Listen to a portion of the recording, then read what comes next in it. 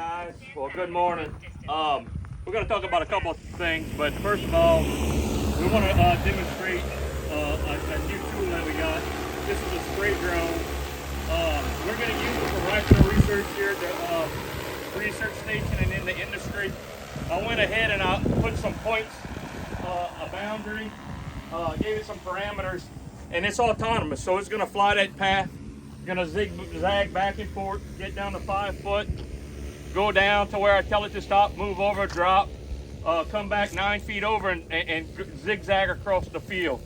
We think this technology will be very useful in terms of research for the Ag Center. We've done some fallow land work, spraying glyphosate with it. It has done a wonderful job to this point, but we've learned some things too.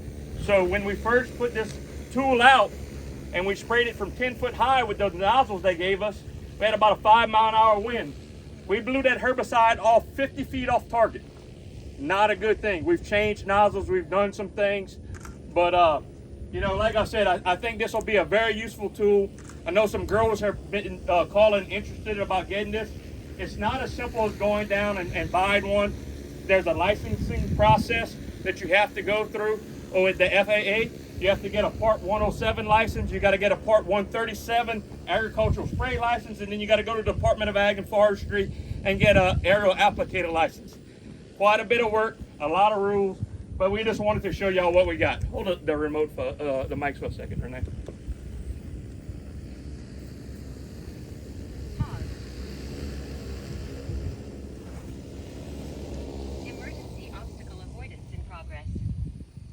Control, stick right to cancel. Fly with caution. Task Okay. complete. You hold this. Okay, guys. I just wanted to put it down safely. But like I said, I think this has a lot of potential. Next, let's talk about some weed control. You know, right here is a fallow field, and really wasn't sure what I was going to talk about this year. But when we got into early May, my phone started ringing off the hook about nutsedge control. Stuff's not working anymore. Guys, resistance hadn't been talked about a whole lot in the sugarcane industry before, but we definitely have some herbicide resistance. My student Alphonse Coco did some work on ryegrass, showed we have at least 3 populations that we can put 6 gallons of paraquat on and not kill it. Dr. Allie Wright, a new weed scientist at the USDA, her specialty is weed resistance. So we're happy to have her as part of the team. You know, we work collaboratively. But when we look at some of our plots, this is 8 weeks ago we put out these plots. So we have our untreated control. We see plenty of nutsedge. We got both purple, yellow, and annual sedge in here. Purple is the world's worst weed problem. One tuber can make, in a given season, if no competition is there, 3.1 million plants and 4.4 million tubers from one tuber. Yellow nutsedge is not nearly as competitive. A single tuber from yellow nutsedge will generate somewhere in the neighborhood of about 2,000 plants and 4,500 tubers. So not nearly as difficult to control. So when you look at our Ag Center recommendations, you know, these are both perennials. The yellow and the purple are perennial weed pests for sugarcane. We say that to go ahead and your fallow land, it's our most critical time to get above weed issues that are perennial. We do that with a combination of glyphosate and tillage.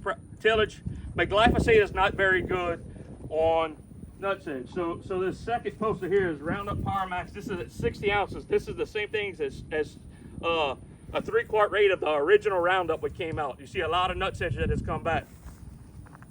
When you get to this side, these first two are halosulfuron. This is what generic permits that we have out.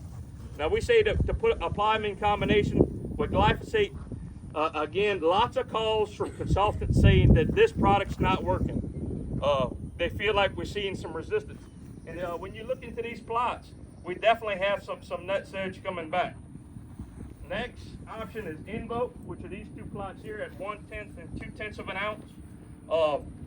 Again, it can be applied with glyphosate, and in this test here, or this demonstration, It's probably my worst looking treatments with that. Now I worked with a producer in Ascension Parish. They went up to 0.3 of an ounce and did a much better job. Right here are two products. This is classic Chlorimiron. We have a section 24C to use this product in fallow. It has to be applied 60 days before we plant. 1 ounces and 2 ounces, and 2 ounces did a pretty fair job. But our big problem, it doesn't matter if we're talking about controlling nutsedge, Johnson grass, itch grass. Our toolbox is old in sugarcane. The herbicide tools that we have are old. All three of these products that we mentioned, the Sulfuron, the Invo, and the Classic, are in the same mode of action and in the same chemical family. They also found urea herbicides. One of the things we looked at last year with Mr. Henry Stefansi is the addition of sulfentrazone. Spartan is what we have out here with our plots. And amazingly, at 10 weeks out, these are our best treatments by far. This is 10 ounces of Spartan with glyphosate and 12 ounces. I'd say we have 99% control still with this. This is something that we don't recommend. We hadn't really looked at it. We're gonna do some more work, but man, it looks fantastic. The last thing I wanna talk about is the Tricera product. We're going through the IR4 process.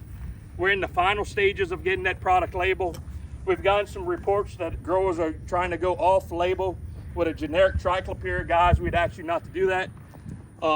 This could really hang up the process or even allow us not to get a full label section 3 for that product. We see a lot of benefits to it, and we just ask your cooperation. So with that, if we have a second, I'll be glad to answer any questions.